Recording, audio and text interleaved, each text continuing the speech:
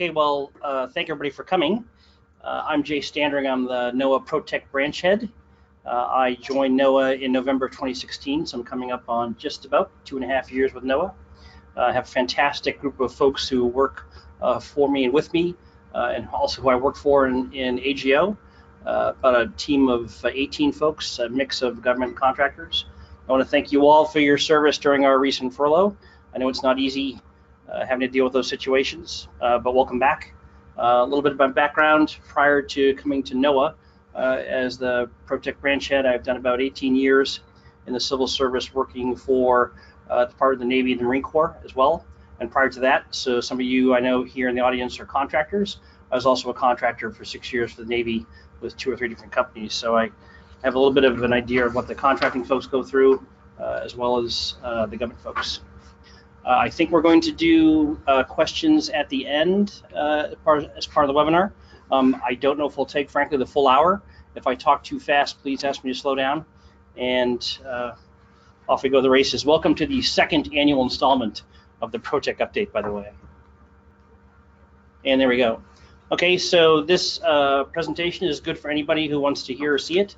I know it's going to be archived on the Brown Bag series. It's not procurement sensitive. I'm not telling you anything you can't know. So why are we here? Why is ProTech here? We think that the ProTech program nicely dovetails in some of the Department of Commerce's goals in their strategic plan. Specifically, as you see on the slide, we think we're very well ensconced with advancing innovation, with working on reducing and streamlining regulations with our partners, the Department of Commerce, especially in the Office of Acquisition Management. Reducing extreme weather impacts, because of course at AGO we're supporting all the line staff offices, engaging our commerce and fellow employees, and also consolidating functions and cost savings. And that's one of our focuses, obviously, in the strategic sourcing acquisition division, which is where the ProTech branch resides. A little more mom and apple pie for you. No surprise, AGO supports NOAA in carrying out our primary objectives of leading the world in their Earth systems observation and prediction to enhance the nation's economy, minimizing the impacts of severe weather, and increasing our sustainable contributions to the nation's economy through fishery, marine resource management, mapping, exploration, observation, and prediction. And I promise not to read too many of the slides like that again to you, because you can all see them. All right, so what are some of our challenges that ProTech is trying to help with, especially in NOAA itself and also AGO? No surprise, we anticipate future budget tightening. However, we can't rely solely on our 12,000 civil servants. We truly do have a blended workforce at NOAA, where we have about 4,000 contractors, or as we call them, NOAA affiliates as well. And so we're working to build partners with small and large companies to support NOAA, who know NOAA's mission and will be in this with us for the long haul. 2/3 of our budget at NOAA is used to buy products and services, either via acquisitions, contracts, or for grants and financial assistance. And these are the AGO goals that our director for AGO, Jeff Thomas, put out recently. No surprise, right? What do we want to do? Support the NOAA mission, protect the public interest. We want to make sure we're seeking efficiency and effectiveness with our programs and contracts, operate with integrity and transparency, and you'll see some of the focus on transparency a little bit later on in this presentation. We want to move from service delivery to core competency. We really want to partner with our line and staff offices to help them out, help out define requirements and get to a good contractual solution. Build our partnerships with industry, and hopefully get beyond just formation of contracts and just helping to manage it as well. And there's some programmatic side that we're doing. So what are some of our challenges? No surprise, we need to help out our NOAA line staff offices with requirements validation, writing requirements, independent government cost estimates, and buy analysis. As you look on that second bullet in the slide, transactions seem to be around 10,000 each year for an average. That's still a lot of work to do, and I'm not counting grants or closeouts or funding modifications. So those are actual acquisitions. So anywhere we can basically save time and money to help out with that large number, and perhaps the through consolidation. We will, and that's part of one of the focuses in the ProTech program. And we're going to work very heavily with our line staff offices on analyzing resources and seeing where we can be of assistance. No surprise to any of you who've been long-time NOAA employees or short-term, right? Different lines, different staff offices do things different ways, and so we have to adapt and to be able to help out those offices. What was the ProTech model? So this is a slide that we basically took from the godfather of ProTech, Mitch Ross. Am I really doing that? Sorry, Mitch, if you're hearing this. So Mitch Ross, the retired SES, whose idea was ProTech about 6 or 7 years ago, and who helped bring it to fruition. Basically, as you can see on the slide, with competencies in business models, right? If you're looking for what NOAA really does, it's a lot of it, it's really high talent folks. They're scarce, right? No surprise. There's not a lot of these folks throughout the government and the workforce. Their needs and the requirements and the knowledge they have is critical for us to do what we need to do. It's not routine. It's normally not rote. Not everybody can do it. And for a business model, so the LPTA model, which you'll see, which is a lot of government contracts, lowest price, technically acceptable, that's not really what we're interested in with the ProTech model. We're looking more for best value, and really up here, client-driven. We want companies that attract and maintain talent, really know the NOAA mission, and are with us for the long haul. So this is where that last little bullet in the slide there, a race to the bottom harms everyone. We really don't have any interest in the ProTech program for a whole lot of LPTA. That's not how we had structured it. Some task orders may be structured that way, but for the overall IDIQ, the indefinite quantity, indefinite delivery model, right? IDIQ contracts, we were not LPTA, in case anybody has questions on that. So this was a solution to helping out with some of those requirements and challenges that NOAA face, basically ProTech, professional and technical services. Mandatory for NOAA, available to other bureaus and Department of Commerce. We have the 5 domains that align with NOAA's major mission areas, fisheries, oceans, satellite, weather, and enterprise operations. And hopefully we're going to grow that cadre of companies to work with us to accomplish our missions in the future.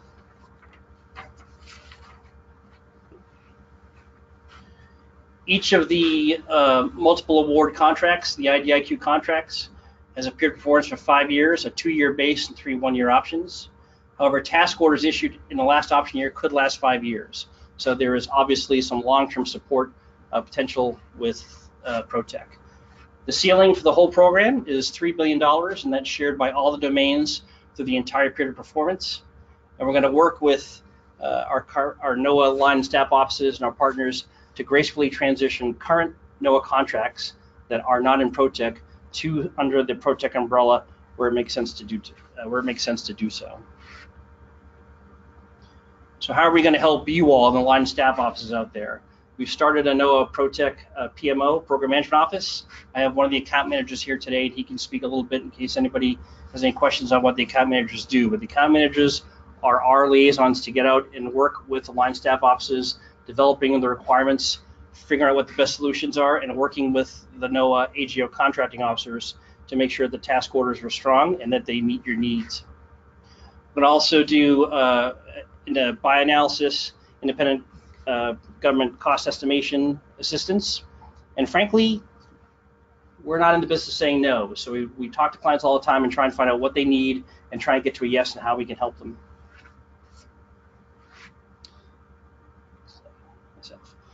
Quick little timeline for those of you who are new to NOAA or haven't heard of ProTech before.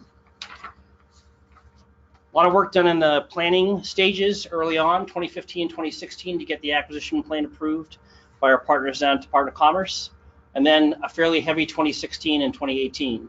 We did a lot of collaboration with industry, held a lot of industry days, posted draft statements of work, got industry feedback, answered a whole bunch of questions, trying to make sure that industry understood what we were trying to do and where we could make those statements of work better for the final RFPs for the line and staff offices. We awarded the satellite domain, fisheries domain was awarded. We launched our ProTech website, and I'll show you that at the end of the presentation. We changed our enterprise operations strategy around. I'll talk about that in the next slide. We released the weather domain. That's been closed now as of September of 2018. Evaluations are ongoing. We competed and awarded satellite task orders. And what are we doing now? 2019. So we just finalized the ProTech Oceans Domain Awards last Friday, the 1st of February. We're hoping to get them done in December, but the furlough set us back a little bit. We're hoping to get the weather domain contracts awarded in 2019.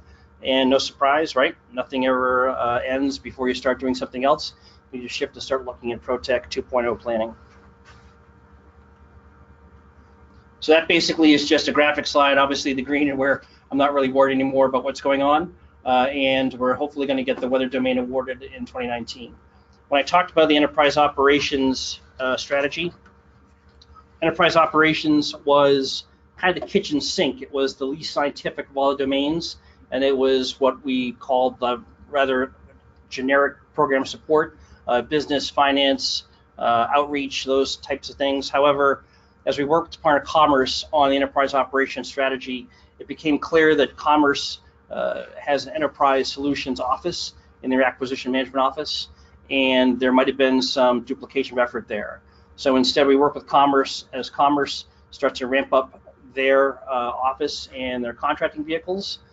We're basically going to take advantage of what they're going to put out as mandatory Department of Commerce sourcing vehicles, and we'll go ahead and support NOAA with smaller, more focused efforts, whether or not they're just NOAA specific or whether we get requirements and award them through GSA or other contracts that are out there. And I'll show you a little bit in the website in a minute. What do we do for satellites in FY18? We awarded approximately 28 task orders for about $252 million in FY18 for satellite task orders. So the $3 billion ceiling that we have, we're right now around $2.7 billion.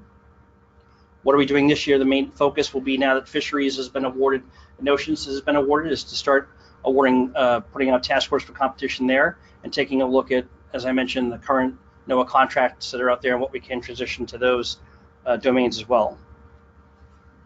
Any questions so far? Okay. So if any of you have heard of the Small Business Reserve feature, this deserves explanation just to make sure there's no confusion. So a Small Business Reserve at the ProTech IDIQ level is our goal, is to get 75% of the task orders, of the prime contracts awarded to small businesses. It's a goal, and we're hoping to meet it across all the domains. The goal is per domain. We exceeded it with satellite. About 78% of the contracts went to small businesses. You see 5 large, 18 small. Fisheries were very close to the goal, 5 large and 12 small. Oceans, however, 50%. 12 went to large businesses, 12 went to small. This was not a surprise based on the analysis of the historic spending in the oceans domain. And so we'll see if we hit the goal for the weather domain later on this year. So that's what a Small Business Reserve feature is. Sir, go ahead. Just in a sentence or two, what is a small business? What's the threshold? I'm not a contract person. What is a small business under this definition? How would I know one in Beltway Bandit companies, right? In local contract companies? So the definition of a small business can be one of two things. It can either be, depending on the NAICS code and which area you're in, it can be on the number of employees, or it can be the amount of revenue that you take in per year. And I don't know what the current ceiling is. Okay. And just for those of you, if you didn't hear it, the question from the audience was, what is the definition of a small business for the purposes of this presentation? Another question, sir? I could just make a comment on with Innovum, and normally we're a small business, a woman-owned small business, right. About 150 people and about $20 million in revenue. Mm-hmm. So for satellite, we were awarded a small business contract. For weather, we've been as large because the cutoff is 15 million in revenue. So even though we're sometimes a small business for weather, we're actually big as large. Yeah, and again, closer to the microphone, just so you all hear that, is one of the folks in the audience, is one of the companies that does business with NOAA Innovum. He just mentioned that in some contracts you can be considered a large business depending on the revenue, and in some contracts you can be also considered a small business depending on the revenue, if that makes sense. Thank you.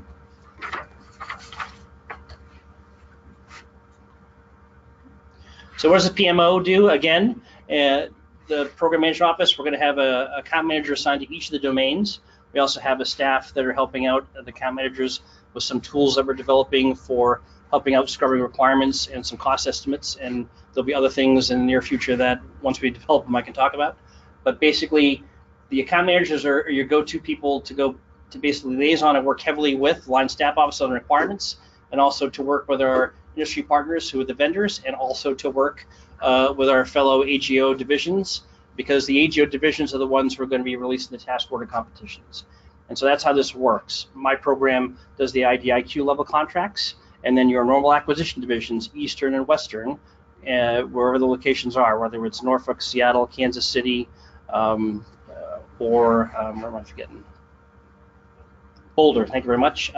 Those are the folks who are still doing your task order competitions. So when people say, really, how different is ProTech? When you think about it, not really that different. You're still working with your assigned AGO offices to help you get what you need for services.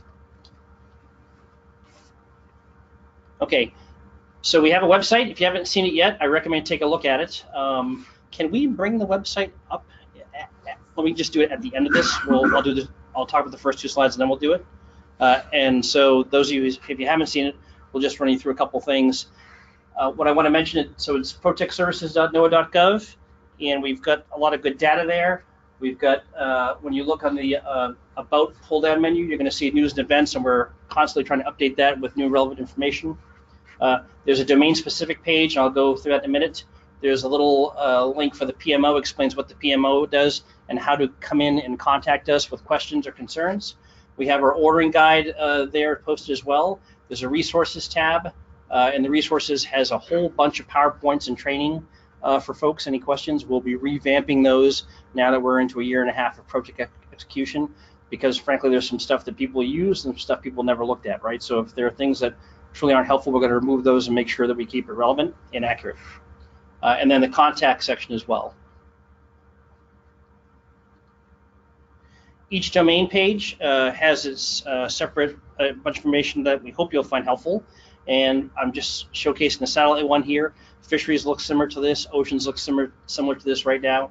And we have a procurement forecast, which we're working with the line staff offices to constantly update and keep relevant. The contract holders are listed there, task orders, labor categories, and the master contract. So when I talked about transparency, we're putting a whole bunch of data out here for folks to understand. And also for those of you for procurement forecast, as early as possible, as we're comfortable putting good and accurate data out there so that companies know what's coming down the pike, we're going to go ahead and get it posted. For the contract holders, we're listing the companies who are all the ProTech IDIQ awardees and their POCs. Because one of the functions of ProTech is if you don't get a ProTech IDIQ award, or you're not on one of the teams that did, you can still market yourself to the winners later on if you think you bring particular value to NOAA. So we encourage that. Okay, now can we? So we'll bring up the website here really quickly, because I also want to talk about the quarterly report that we're putting out to the Department of Commerce and just show you that in case folks haven't clicked on it yet.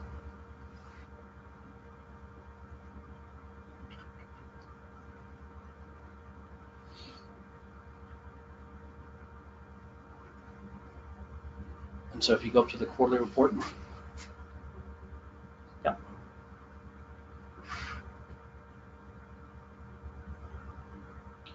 You can just kind of arrow down on the right-hand side a little bit. Perfect. Okay, so the quarterly report is a little bit of a redacted version of what we're providing to our partners, Department of Commerce. It's a bit of a look back, obviously, right? It's last quarter, and we're working on getting the FY19 Q1 report finalized here, and we'll get it posted once it's approved. If you take a look through this, you're going to see basically a description of the program. You're going to see where we are on our current spend.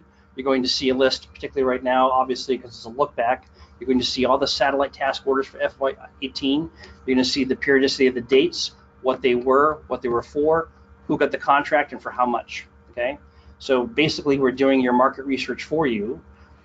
We also have a small forecast of things that are coming down the pike. If there's data that we haven't finalized yet that's acquisition specific that we can't release, then that's not there. But once the quarter is done, that stuff will normally be added to the report. And we intend to do this for each of the domains. So hopefully, this is basically if you're interested in what NOAA is doing currently or what they just got awarded and when things are going to probably be due to recompete, because you can tell at the end date of the ordering periods, all the data is here. And so we hope folks find that helpful as well. That basically is the end of my spiel. I can turn it over to Mike Baker if he wants to talk a little bit about what he does as an account manager, or are there any questions right now? Is there anything I didn't cover? Any questions on the webinar? We do have one. Okay. Will individual task orders also be listed on the website along with the awardee? They are now. So if you if you scroll down through that quarterly report, again, to look back, you're going to see the task orders. And yeah, arrow down another page. Keep going. Keep going. Keep going. Okay, there you go. Back up a little bit. So the first, I guess it's page 6. You'll see it's right now most of the satellites. There's some fishery stuff there. It's a forecast of activities. And if you keep arrowing down, then you'll see that the following pages are the task orders that were awarded and who they went to. So all that data is there. Frankly, coming from the DoD world, this is almost too much transparency that I'm comfortable with. But we think everybody likes it, NOAA so far, and we think the companies like it, and we think it's going to help out with our partnerships. Any other questions? Not online. Okay. Any here? Yes, please. I like your last comment about the DoD versus the NOAA and kind of like the other federal government comparison, because coming from Army, I think to myself too, like, wow, that's a lot of information. So those with different backgrounds are able to see why we do what we do, our historical kind of trending, and seeing that it's acceptable. Okay, well, thank you very much for that feedback. And one of the issues we took a look at was when we put the forecast up, when we did the satellite awards, some of the companies who came in and won said, hey, we know what you do, we're good, thanks, we're looking forward to working with NOAA. And some companies came in and said, hey, we're kind of brand new to NOAA, we're really thankful we got an award, but we feel that the playing field's not level right now because we don't know what everybody's doing, and how do we get that information? So we put our heads together and said, okay, what can we release to the public, what can we release to these companies in order to get them to understand what type of work they might be doing in the near future? And one of the things we looked at was, okay, well, what can any company do, or individual, if they want to get information out of the government, right? FOIA us, right? So why not understand what can we put out there? If we were going to be FOIA'd, what we give companies, why don't we just put the data out there anyway and save everybody the time and trouble of FOIAing and just get the data out there, right? And so that's what we decided to do. One more question online. Okay, well, so one more online question, then we have a couple of hands here too. Please go. Okay, what have the contracting officers learned about the ProTech task order procurement process when compared to previous regional IDIQs? So you'd actually have to ask some of the task ordering COs about that. But speaking for some of the satellite domain folks, and the good thing is Mike is actually the account manager for satellite. I think at least one of the things is they start to learn the transparent, and not that we didn't have transparency before, but the transparency has been very effective. The companies are very appreciative with that. Getting data out earlier, so putting out a draft statement of work, even if you don't have a full draft RFP ready, but the more you get out there earlier in advance, it actually helps you. So for instance, if you can post a statement of work 2 or 3 weeks before the real RFP gets out there, so the companies have a chance to take a look at it, a lot of times they're going to take a look at it, and that helps their business decision of, are we going to spend some time and money prepping a bid for this particular thing, and helps them that with their thought process. I'm amiss. What I didn't mention out there, especially for those of you who are small businesses, all the FY18 task orders for the satellite domain were all small business set-asides.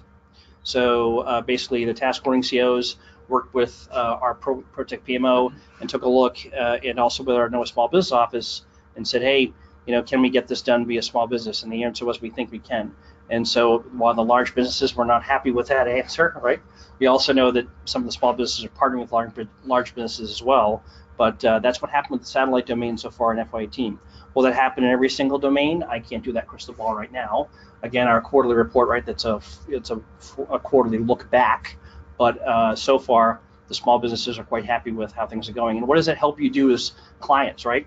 If you have a small business set aside for a task order, it's basically restricting the amount of offers that come in. So when people say, oh, you have 24 companies, whatever, on satellite, we're going to get 24 offers. No, you're simply not, especially if the task order goes to small business set aside.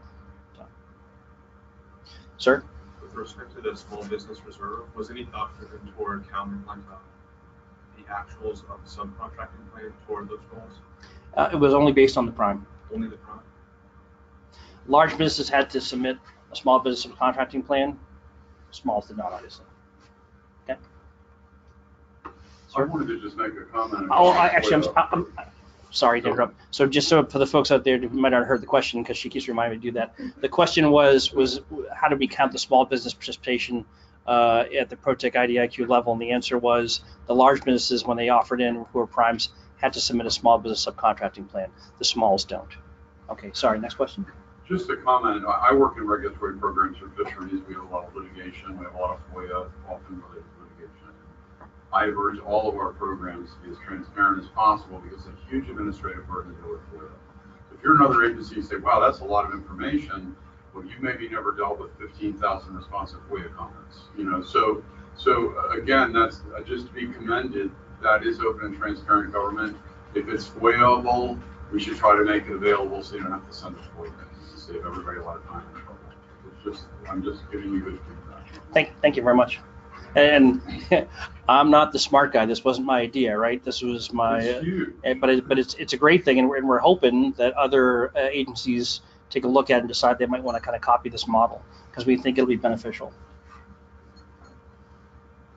The launch stage with Tesla Laboratories wanted a little more elaboration on the enterprise domain, its relationship to the Department of Commerce activity,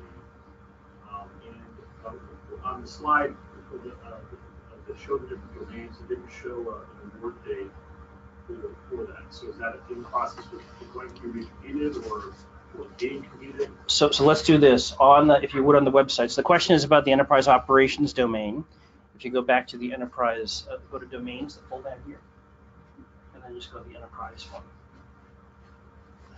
So as originally envisioned, each of the ProTech domains had a large IDIQ contract, right? And that's how you're seeing the first three that were awarded happened, and weather will be that as well. That was also the idea that we're going to do with enterprise operations.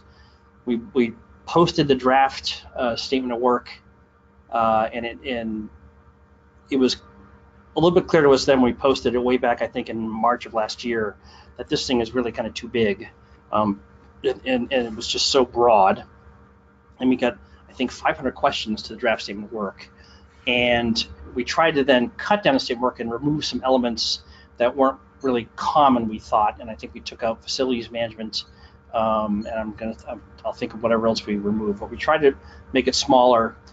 And then as we're wrapping our heads around, can we really get this done? And then also, if you're tracking when the RFPs on the other domains close and how long it takes to get to award, because these are complicated evaluation processes. And by the way, if anybody out there has been working on a ProTech evaluation, thank you for your efforts, and I hope to see you again in ProTech 2.0. But then we thought this is so broad, and we might never get to award because the evaluation might just take too long. At the same time, so don't forget, right? ProTech had been, the idea had been percolating since 2012, 2013, and the AP gets signed in 2015. So as that time frame went along, and as I came to know in 2016, or work on things, Department of Commerce started to say we want to do our own enterprise services, and we're probably going to do some common user type stuff, common services, and make it mandatory. Their vehicle, I don't think, is finalized yet. I don't think it's awarded yet. But as they're moving through and getting that thought process finalized and getting to award, the idea is we're not going to basically compete with them for stuff they're going to make us use in a near-time future. So we'll just do smaller things, and they're really no different from what we're doing now. And when I say that, we don't have a forecasted up for enterprise operations, right? But if you click on that contract in BPA Holders, we said, okay, what do we have right now? And so we listed basically all the things that we're doing in NOAA now, at least through strategic sourcing, right? These are the efforts. These are the contracts. These are the contract holders. Description: who can use it and who should use it when they're awarded and when they expire. So right now, this kind of focuses both as a hey, here's what we're doing, transparency, and a little bit too of your market research because you can tell when these things might expire. We'll probably break it out and have a forecast in the near-time future, but for right now, this is where we're going with enterprise. So the Feds BizOps post that we put out basically in August of last year said the IDIQ is canceled, the large IDIQ is canceled, but enterprise is not dead. Enterprise still lives, just in a different shape and form. Okay. Any other questions? Mike, you want to take it for 5 minutes? Just talk about being an account manager, and then are there online questions at all still? No. Okay. Hi, good afternoon. My name is Mike, and I am the account manager for the satellite domain, which aligns primarily with NESDIS and supports NESDIS requirements. But again, our charter says we can support any domain. We can support weather requirements or ocean requirements, provided they fit within the scope of the satellite domain statement of work. So what I'd like to underscore, some of the things that Jay has said, is, to me, a critical element of ProTech is just its philosophy. And it's the philosophy that the government and its industry partners are in fact, it's a partnership working closely together to achieve the objectives of the mission.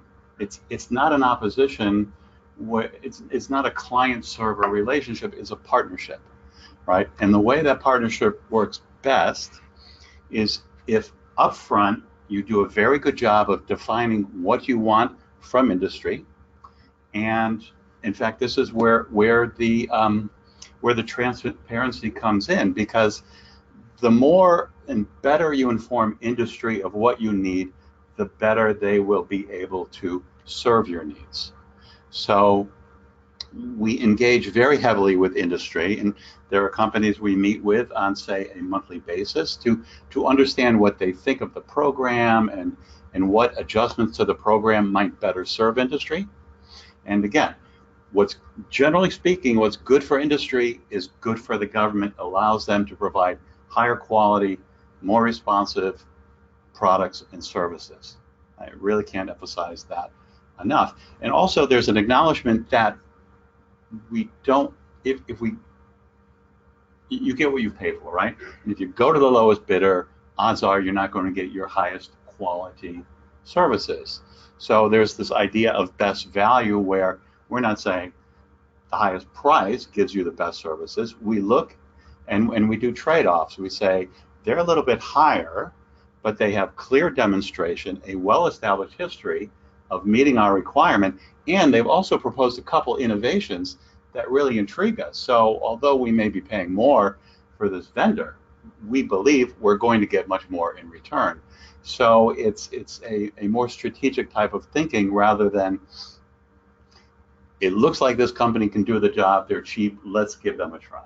So it's a new philosophy, and I think I think it's working out well so far. We have almost 2 years of experience now in the satellite domain. The question arose, what do the ordering contract officers think of ProTech? And truth be told, after almost 30 awards under the satellite domain, I think there'd be a mixed review.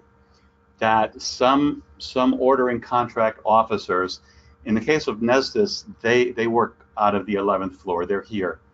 But for fisheries and oceans, they're in the other remote offices.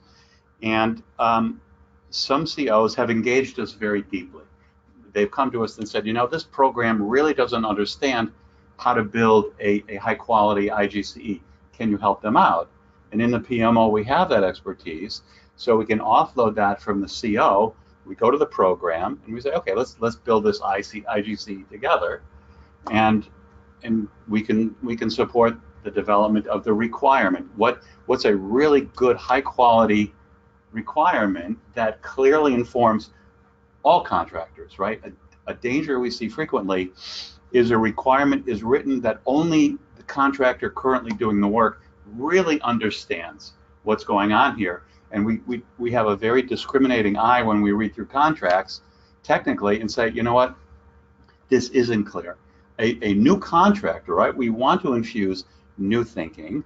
A new contractor really wouldn't be able to read this and understand what's going on. So let's improve the requirement, so you get a better quality competition, right? You get 5 really high quality proposals, and I've seen this. I've been on evaluation teams for Nessus where they said, wow, you know, this was a really difficult decision because we had 5 vendors come in who gave us really high quality proposals.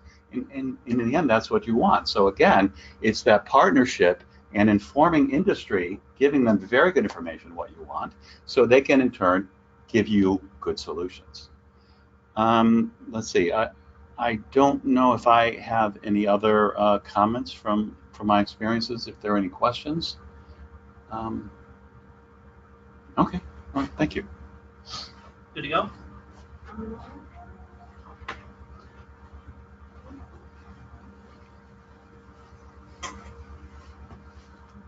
You have one more question. Okay. Will we be still able to contract directly with independent, self-employed technical experts? How do they fit into the ProTech model? So the intent is, and I'm going to give, oh, sorry, I have to read the question. So the question was, will we, if I'm assuming this is from a government person, will we still be able to contract directly with independent sources? Yes, self-employed technical experts. Okay. So the intent of the ProTech program is to basically have almost all services requirements under one of the ProTech umbrellas. So when I say almost all, that gives me my out, right? Because we know there are certain things that aren't going to go into ProTech. Construction is not going to go under ProTech. IT stuff's not going to go into ProTech. So the idea is, as I mentioned, the intent is to transition almost all. So we're not going to sit here and say no, that's not going to happen anymore, but know that most services contracts will be transitioning under one of the ProTech umbrellas. I think at some point in the near future we'll be putting out an acquisition alert from AGO, strengthening up, making ProTech mandatory use, especially now that we have 3 of the 4 large domains awarded. And they'll, like everything else, there'll be an exception or a waiver policy. So keep an eye out for guidance on that as well. But again, if you are an independent contractor out there and you've been doing business with NOAA for a long time and you provide some services and you provide value to NOAA and you want to continue doing so, I would please recommend you consider going to the website. If you haven't put in for a ProTech award, go ahead and take a look at the awardees and consider partnering relationships. We told folks all along, and this was part of the evaluation process, you didn't have to cover down on the entire statement of work in order to be considered for a ProTech award, the IDIQ level. You could be a niche contractor that only did 1 or 2 or 3 things, but the idea was if you did those 1 or 2 or 3 things really, really well, you could be evaluated that way and still be considered for an award, and that has happened. So that's what our philosophy was, and that's how we've actually done some awards. I hope that answers that question. Another hand in the back, yep. I didn't know if you could give an example where that did happen. That sounds very interesting. That the broader statement of work is met by more than one contractor. So the question was, can we give an example? So I don't think I can tell you which company was more niche-y than the others, but if you're familiar with NOAA and some of the companies, you could probably take a look at the awardees and kind of figure that out. But don't forget, when you see the awardees posted, you're seeing the primes, right? You're not seeing the subs listed there. So it may not, but if you've been around the block for a while with NOAA, there are known knowns who are more niche folks than others, I guess is the best way to put it. Okay? Any other questions? One last one. Regarding I understand the whole notion of teaming with somebody that already has an awarded contract. What's the approach for on-ramps within the domains? So the question is, with regards to teaming arrangements, what's the approach for on-ramps? And so I think much like on or off-ramps, we'll take a look at the participation of the companies in the program over time and see if we do need to do an on-ramp or off-ramp. Also, taking a look at the domain and seeing are they getting the support they need. So we have the ability to on-ramp and we have the ability to off-ramp as well. Any other questions? Okay, so I guess we'll give you 15 minutes back of your day. Thank you very much for your time and attention today. Appreciate it. Obviously, the contact list on the website is there. Feel free to reach out any time with any questions. And thank you very much. Have a good rest of your day. Thank you. Thank you, Mike.